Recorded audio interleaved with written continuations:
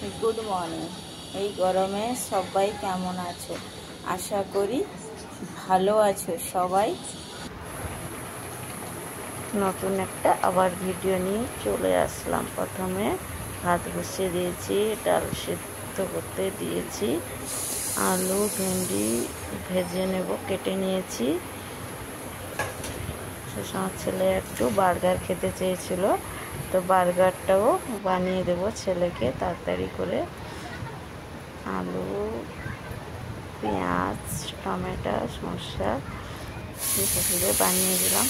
এখন ডালটা সিদ্ধ হয়ে গেছে, ফোড়ন দিয়ে নিলাম, শুকনো লঙ্কা, তেজপাতা, জিরে, কালো জিরে দিয়ে পাতলা পাতলা মসুর ডাল বানিয়ে নিলাম।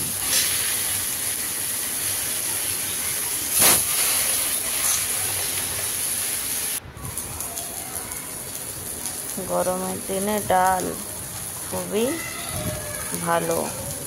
এদিকে ভেন্ডি, আলু, লঙ্কা, পেঁয়াজ দিয়ে ভেজে নিচ্ছি।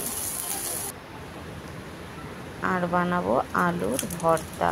প্রথমে লবণ লঙ্কা দিয়ে ভালো করে মেখে নিলাম, তারপরে কাঁচা লঙ্কাগুলো ভালো করে মেখে পেঁয়াজগুলো ওর সঙ্গে ভালো করে মিশিয়ে নিলাম।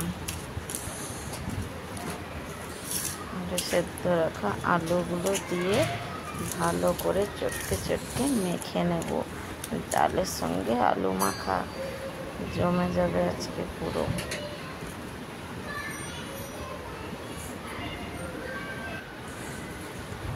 ভাত আর আলু মাখা আজকে রান্না করেছিলাম। ভাত, ডাল, আলু মাখা, ভেন্ডি আলু ভাজা আর স্যালাড। তার সাথে একটু পান্তা ভাতও বানালাম। পান্তা ভাতে আলু মাখা, দুটো কাঁচা লঙ্কা,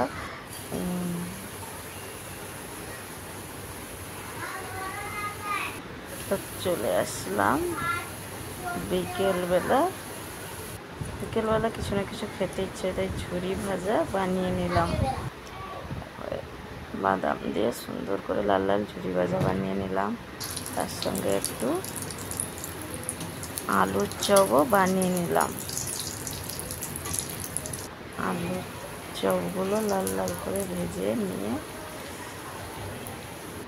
তুলে নিলাম। রেডি, দেখো আলু ভাজা। সন্ধ্যাবেলা মুড়ির সাথে আলুর চপ ঝুরি ভাজা জমে যাবে।